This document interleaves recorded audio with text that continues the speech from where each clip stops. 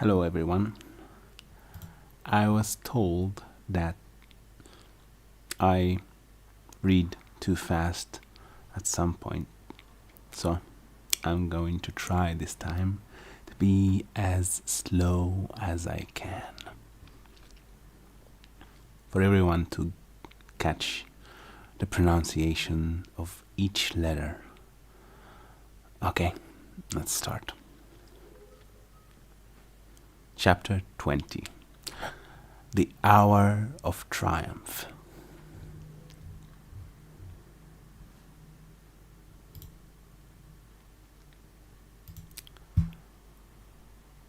Special announcement, said the loudspeaker in a pompous voice.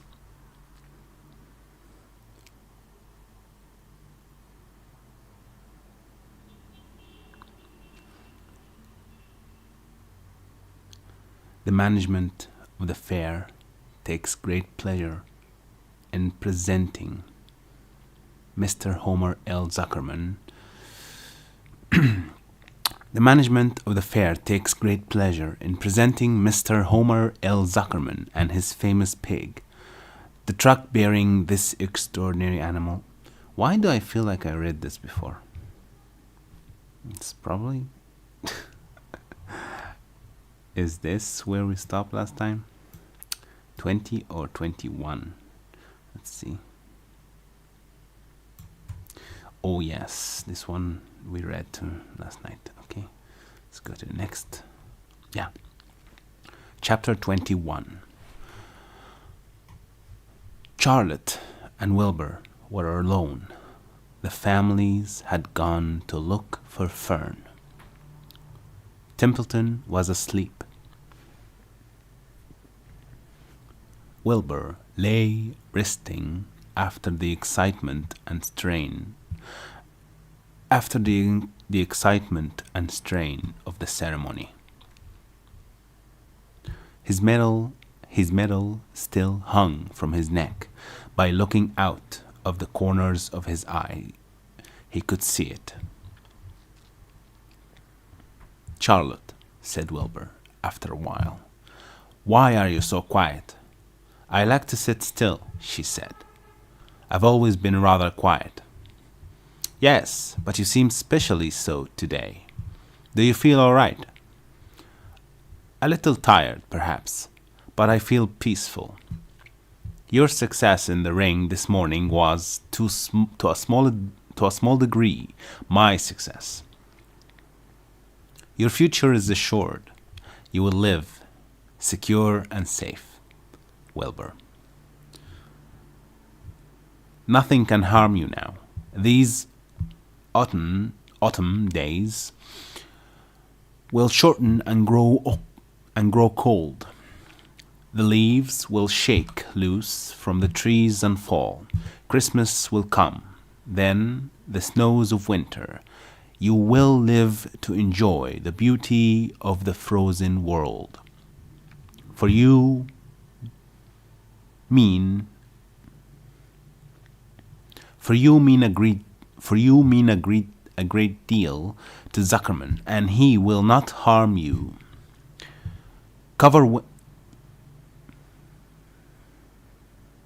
Ever. Yeah, that's ever. All right. For you mean a great deal to Zuckerman, and he will not harm you, ever. Winter will pass, the days will lengthen, the ice will melt in the pasture pond. The song sparrow will return and sing.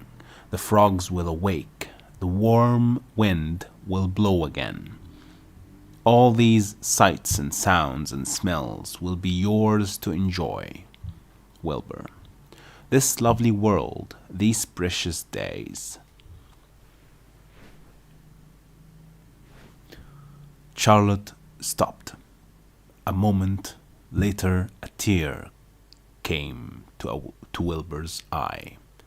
Oh, Charlotte, he said, to think that when I first met you, I thought you were cruel and bloodthirsty.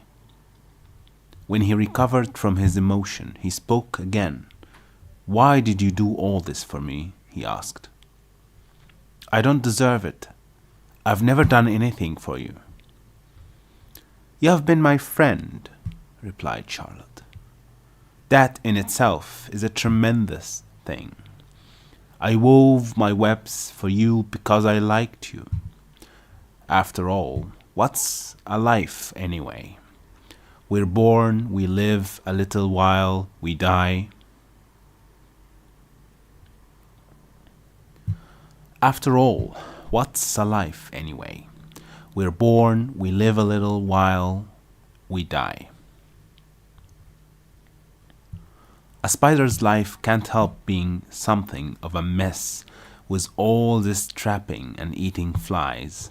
By helping you, perhaps I was trying to lift up my life a trifle. Heaven knows anyone's life can stand a little of that. Well, said Wilbur, I'm no good at making speeches. I haven't got your gift for words. But you have saved me, Charlotte, and I would gladly give my life for you. I really would. I'm sure you would, and I thank you for your generous sentiments. Charlotte, said Wilbur, we're all going home today. The fair is almost over. Won't it be wonderful to be back home in the barn cellar again with the sheep and the geese?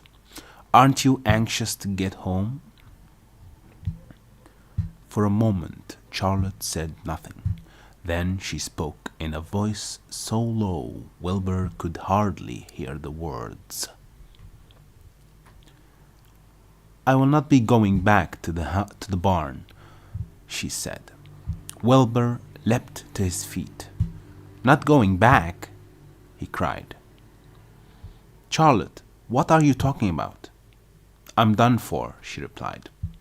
In a day or two I'll be dead. I haven't even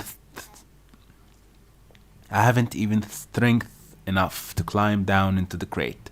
I doubt if I have enough silk in my spinnerets to lower me to the ground. Hearing this, Wilbur threw himself down in an agony of pain and sorrow. Great sobs racked his body. He heaved and grunted with desolation. Desolation. That's an interesting word.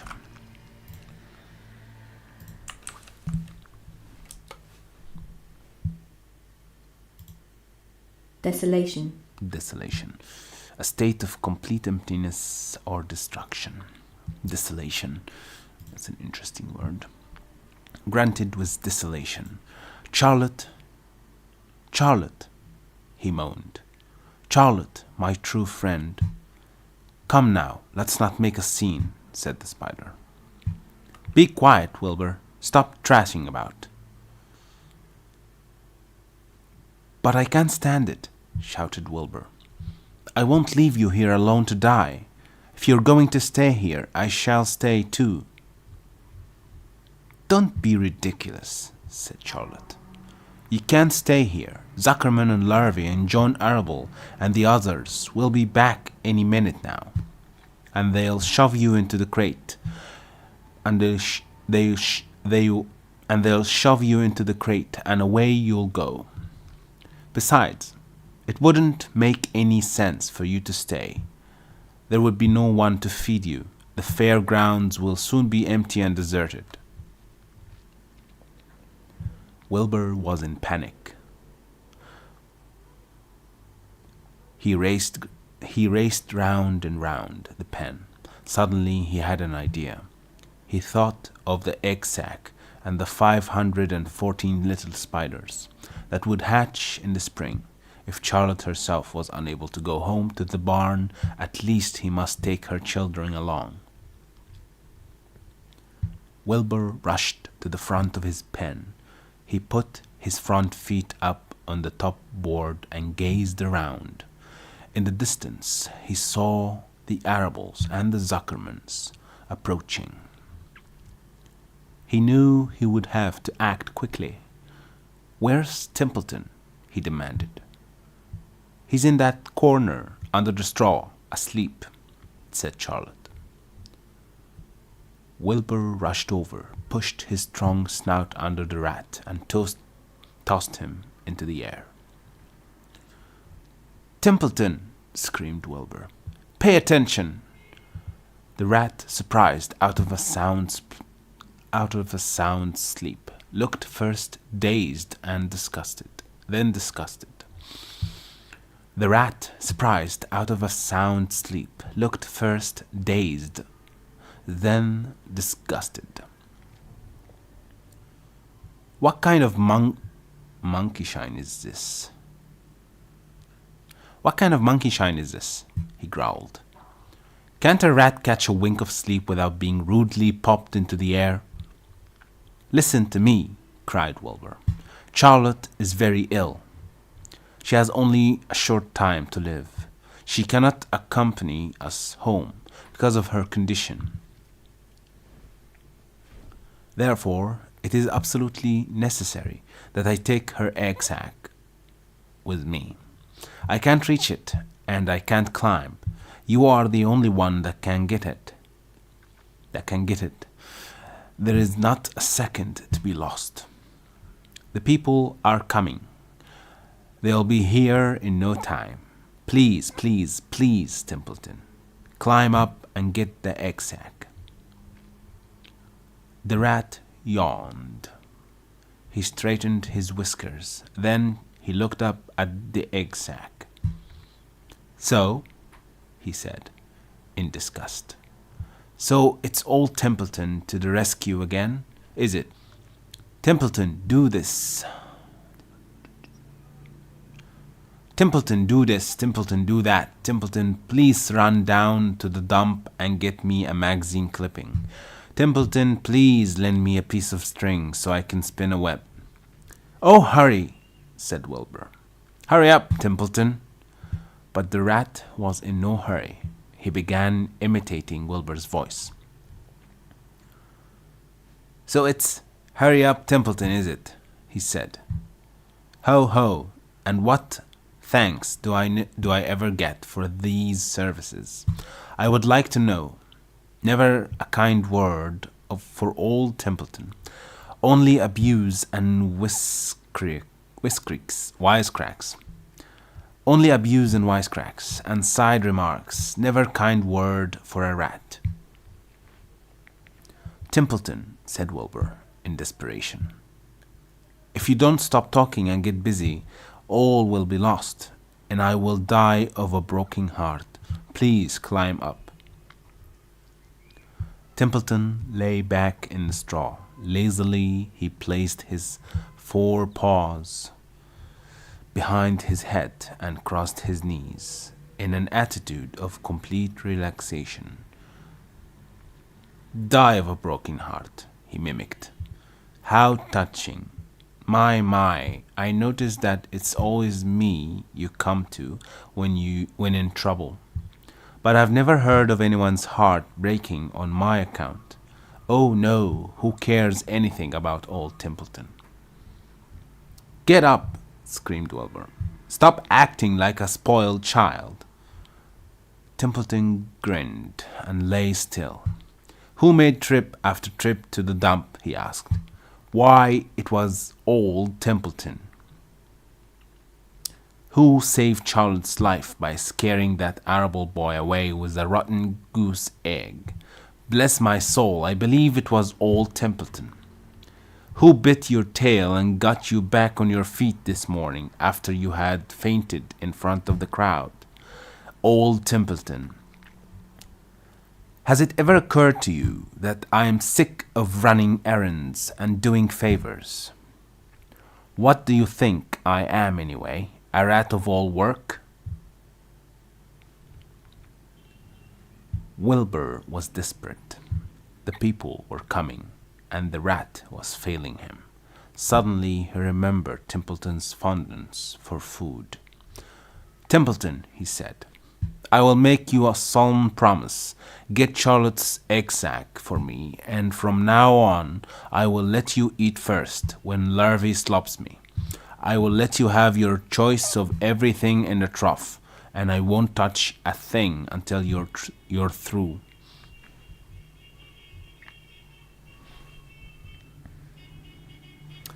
The rat sat up.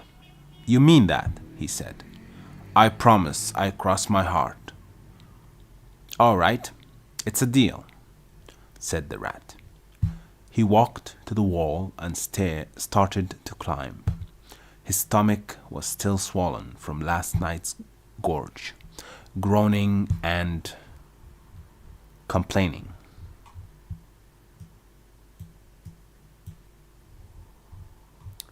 Groaning and complaining, he pulled himself slowly to the ceiling. He crept along till he reached the egg sack. Charlotte moved aside for him. She was dying, but she still had strength enough to move a little.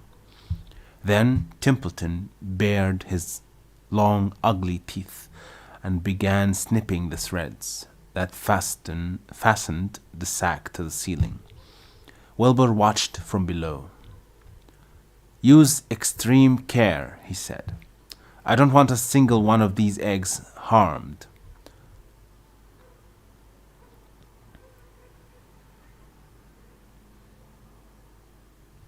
These stuff, he's supposed to say, these stuff stick in my mouth. These stuff stick in my mouth, complained the rat. It's worse than caramel candy. Here he means these stuff stick in my mouth.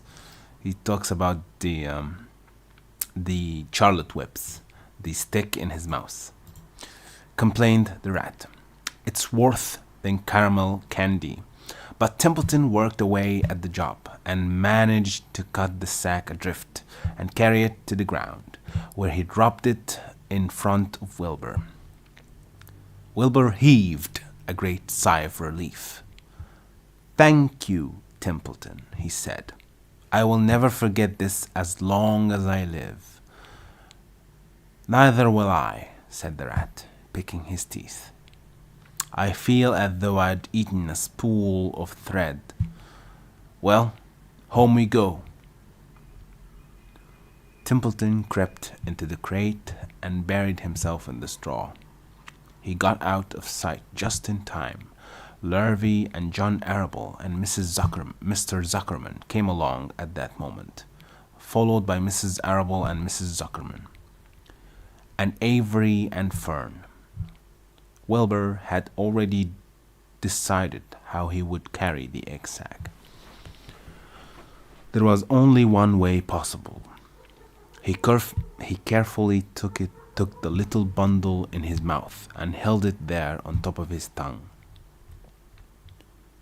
He remembered what Charlotte had told him, that the sack was waterproof and strong. It felt funny on his tongue and made him drool a bit. And of course he couldn't say anything, but as he was being shoved into the crate, he looked up at Charlotte and gave her a wink. She knew he was saying goodbye in the only way he could, and she knew her children were safe. Goodbye, she whispered. Then she summoned all her strength to weave one of her front legs at him. Then she summoned all her strength and waved one of her front legs at him. She never moved again. Next day, as the Ferris wheel was being taken apart and the race horses were being loaded into vans and the entertainers were packing up their belongings and driving away in their trailers, Charlotte died. The fair grounds were soon deserted. The sheds and buildings were empty and forlorn. That's an interesting word.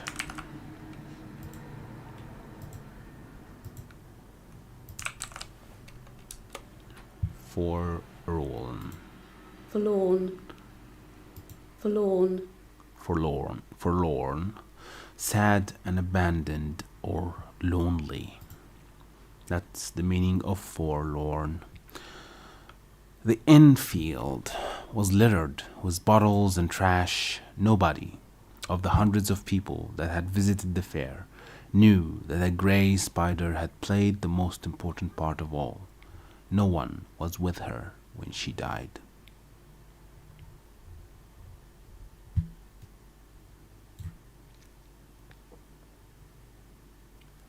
Chapter 22. A Warm Wind.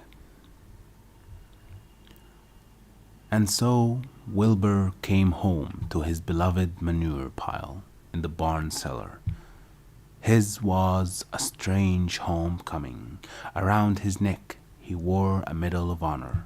In his mouth he held a sack of spiders' eggs. There is no place like home, Wilbur thought, as he placed Charlotte's 514 unborn children carefully in a safe corner. The barn smelled good. His friends, the sheep, and the geese were glad to see him back. The geese gave him a noisy welcome. Congratulations, they cried. Nice work. Mr. Zuckerman took the medal from Wilbur's neck and hung it on a nail over the pig pen, where visitors could examine it. Wilbur himself could look at it whenever he wanted to. In the days that followed, he was very happy. He grew to a great size. He no longer worried about being killed, for he knew that Mr. Zuckerman would keep him as long as he lived. Wilbur often thought of Charlotte. A few strands of her old web still hung in the doorway. Every day Wilbur would stand and look at the torn, empty web, and a lump would come to his throat. No one had ever had such a friend, so affectionate, so loyal, and so skillful. The autumn days grew shorter. Larvae brought the squashes and pumpkins in from the garden and piled them on the barn floor, where they wouldn't get nipped in frosty nights. The maples and birches turned bright colors, and the wind shook them, and they dropped their leaves one by one to the ground. Under the wild apple trees in the pasture, the red little apples lay thick on the ground, and the sheep gnawed them, and the geese gnawed them, and foxes came in the night and sniffed them. One evening, just before Christmas, snow began falling. It covered house and barn and fields and woods. Wilbur had never seen snow before. When morning came, he went out and plowed the drifts in his yard for the fun of it. Fern and Avery arrived, dragging a sled. They coasted down the lane and out onto the frozen pond in the pasture. Coasting is the most fun there is. Coasting is the most fun there is, said Avery.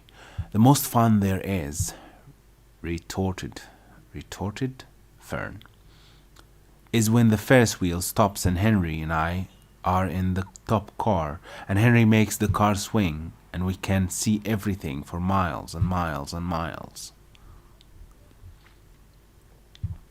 Goodness, are you still thinking about that old Ferris wheel?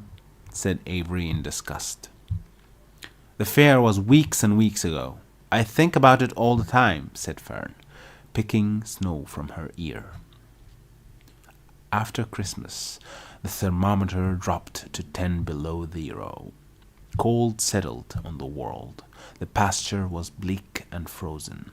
The cows stayed in the barn all the time now, except on sunny mornings when they went out and stood in the barnyard in the lee of the straw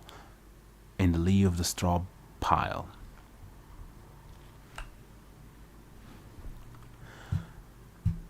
The sheep stayed near the barn too, for protection. When they were thirsty, they ate snow. The geese hung around the barnyard, the way boys hang around a drugstore. And Mr. Zuckerman fed them corn and turnips to keep them cheerful. Many, many, many thanks, they always said, when they saw food coming. Templeton moved indoors when winter came. His ratty home under the pig trough was too chilly. So he fixed himself a cozy nest in the barn behind the grain bins.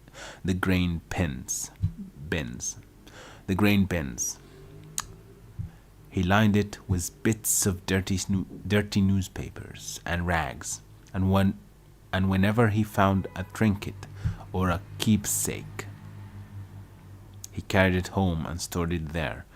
What is a keepsake? That's an interesting word. Keepsake.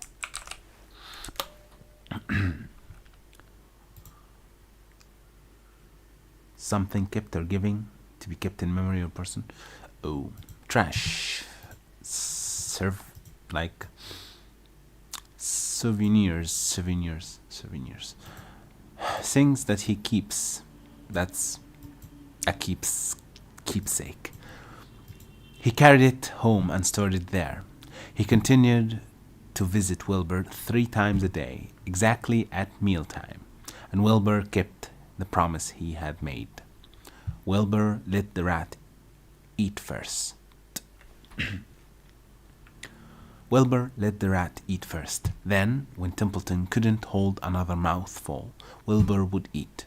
As a result of overeating, Templeton grew bigger and fatter than any rat you ever saw. He was gigantic. He was as big as a young woodchuck. The old sheep spoke to him about his size one day. "You would live longer," said the old sheep, "if you ate less." Yes, he looks fat. Definitely. "Who wants to live forever?" sneered the rat. "I'm naturally a heavy eater, and I get untold satisfaction from the pleasures of the feast." He patted his stomach, grinned at the sheep, and crept upstairs to lie down. All winter, Wilbur watched over Charlotte's egg sack, as though he were guarding his own children. He had scooped out a special place in the manure for the sack next to the board fence. On very cold nights he lay so that his breath would warm it. For Wilbur, nothing in life was so important as this small round object. Nothing else mattered. Patiently, he awaited the end of winter and the coming of the little spiders.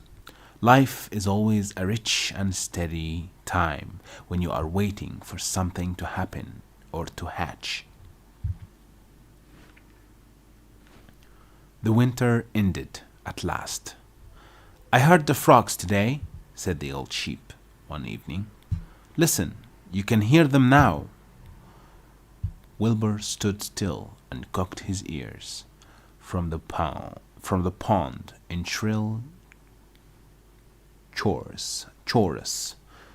I think it's pronounced like this. I'm gonna make sure. It's chorus. It's a chorus. Give it to me. Chorus.ai. Chorus. Yeah, it's chorus. Pronounced chorus. From the pond, in shrill chorus, came the voices of hundreds of little frogs. "Springtime," said the old sheep, thoughtfully. Another spring. As she walked away, Wilbur saw a new lamp following her. It was only a few hours old. The snows melted and ran away. The streams and ditches bubbled and chattered with rushing water. The streams and ditches bubbled and chattered with rushing water. A sparrow with a streaky breast arrived and sang. The light strengthened. The mornings came sooner. Almost every morning there was another new lamp in the sheepfold. The goose was sitting on 9 eggs. The sky seemed wider and a warm wind blew. The last remaining strands of Charlotte's old web floated away and vanished.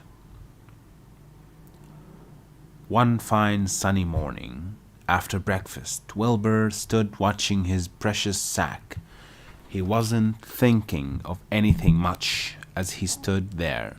He noticed something move. He stepped closer and stared. A tiny spider crawled from the sack.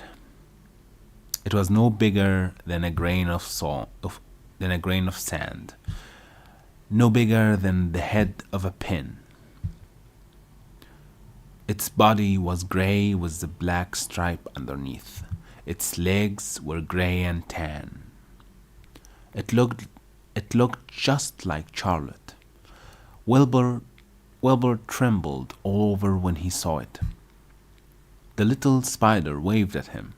Then Wilbur looked more closely. 2 more little spiders crawled out of the wave. They climbed round and round on the sack, exploring their new world. Then 3 more little spiders, then 8, then 10. Charlotte's children were here at last.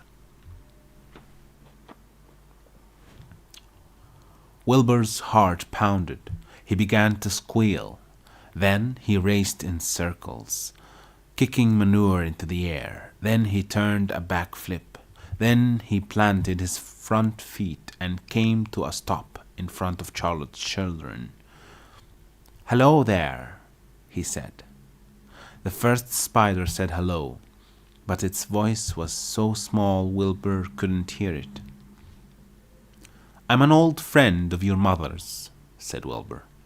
"I'm glad to see you. Are you all right? Is everything all right?" The little spiders waved their forelegs at him. Wilbur could see by the way they acted that they were glad to see him.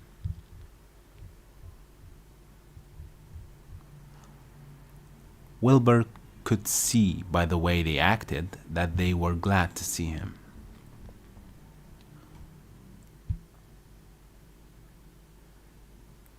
Is there anything I can get you? Is there anything you need?" The young spiders just waved for several days. For several days and several nights they crawled here and there, up and down, around and about, waving at Wilbur, trailing tiny drag lines behind them, and exploring their home. There were dozens and dozens of them. Wilbur couldn't count them, but he knew that he had a great many new friends. They grew quite rapidly. Soon each was as big as a baby shot. A baby shot, that's a baby gun. Yeah. They grew quite rapidly. Soon each was as big as a baby shot. They made tiny webs near the sack. Then came a quiet morning when Mr. Zuckerman opened the door on the north side. A warm draft of rising air blew softly through the barn cellar. The air smelled of the damp earth, of the spruce woods. Spruce woods? I think it's spruce. Let's see. Spruce.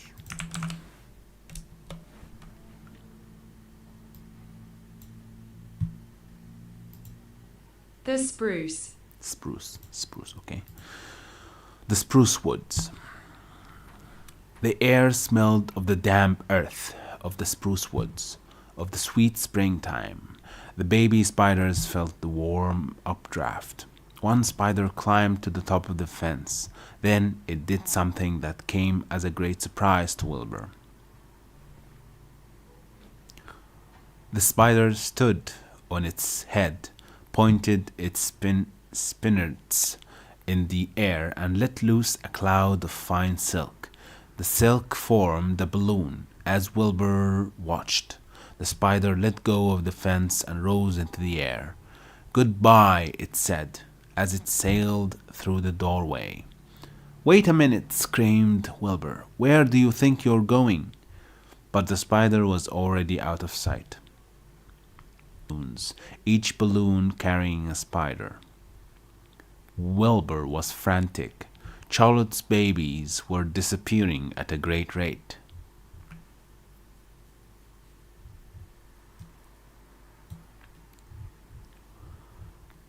"Come back, children," he cried.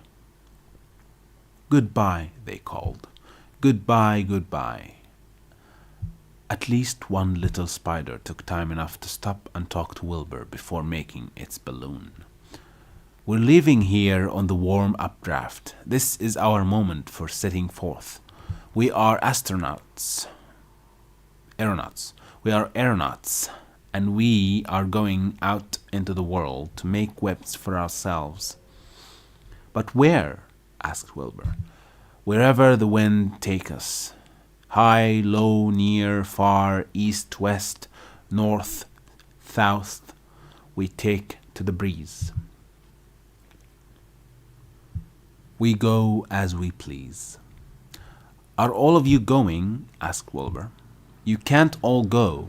I would be left alone, with no friends. Your mother wouldn't want that to happen, I'm sure." The air was now so full of balloonists that the barn cellar looked almost as though a mist had gathered. Balloons by the dozen were rising, circling, and drifting away through the door, sailing off on the gentle wind. Cries of "Goodbye, goodbye, goodbye" came weakly to Wilbur's ears. He couldn't bear to watch any more. In sorrow, he sank to the ground and closed his eyes. This seemed like the end of the world, to be deserted by Charlotte's children. Wilbur cried himself to sleep.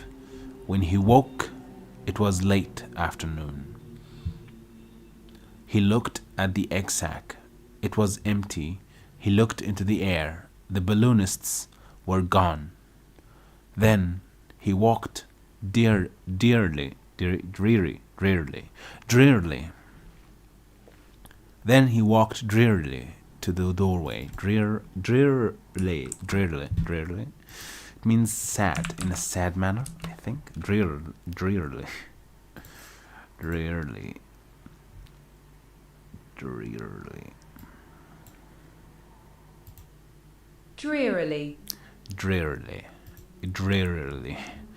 in a very sad manner. Then he walked drearily to the doorway, where Charlotte's web used to be. He was standing there, thinking of her, when he heard a small voice.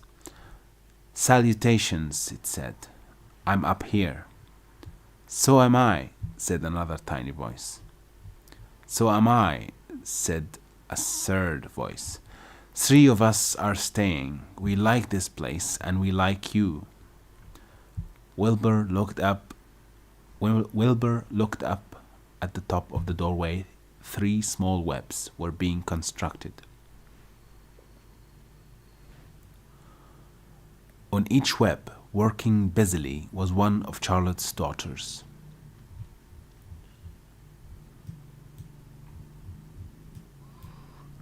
Can I take this to mean, asked Wilbur, that you have definitely decided to live here in the barn cellar, and that I am going to have 3 friends? You can indeed, said the spiders. What are your names, please? Asked Wilbur, trembling with joy. I'll tell you my name, replied the first little spider, if you'll tell me why you are trembling. I'm trembling with joy, said Wilbur. Then my name is Joy, said the first spider. What was my mother's middle initial? What was my mother's middle initial? Asked the second spider. A, said Wilbur. Then my name is Ariana. Aranya? Is that Aranya or Ariana? Aranya, yeah. Arania. Then my name is Arania, said the spider. How about me? Asked the third spider. Will you just pick out a nice sensible name for me, something not too long, not too fancy, and not too dumb? Wilbur thought hard. Nellie, he suggested. Fine, I like that very much, said the third spider. You may call me Nellie. She daintily fastened her orb line to the next spoke of the web. Wilbur's heart brimmed with happiness. He felt that he should make a short speech on his very important occasion. Joy! Arania. Okay, I'm gonna try to know the pronunciation of this weird name.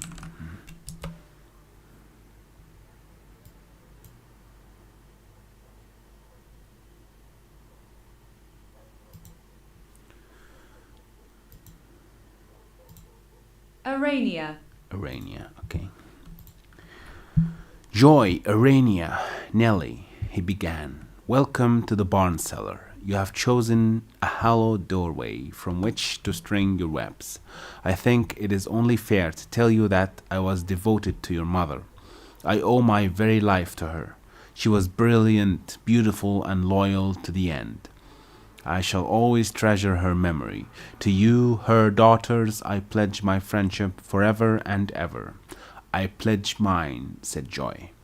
I do too, said Arania.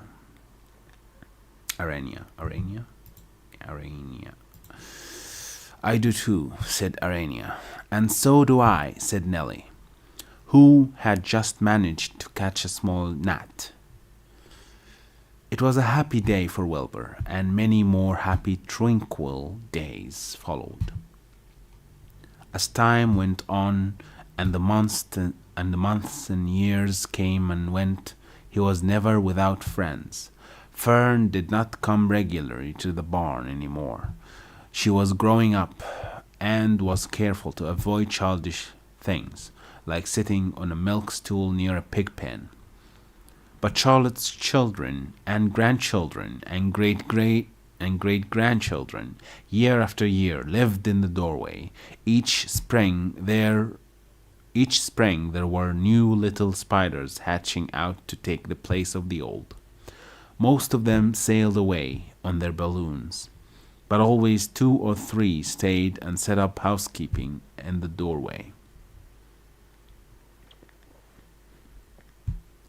Mr. Zuckerman took fine care of Wilbur all the rest of his days, and the pig was often visited by friends and admirers, for nobody ever forgot the year of his triumph and the miracle of the web. Life in the barn was very good, night and day, winter and summer, spring and fall. Dull days and bright days, it was the best place to be, thought Wilbur. This warm, delicious cellar with the garrulous geese. Garrulous? Is that? Let's see. Garrulous. Yeah, it's garrulous.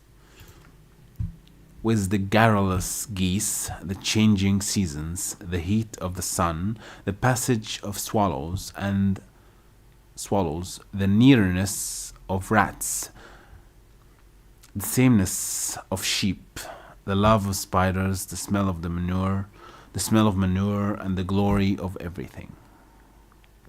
Sameness. Yeah.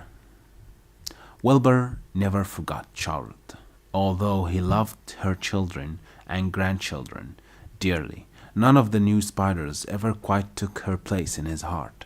She was in a class by herself. It's not often that someone comes along who is a true friend and a good writer. Charlotte was both. The end. Oh, that's the end. That was an interesting story. Okay. Thank you all for listening, and I will see you in the next one. Good night.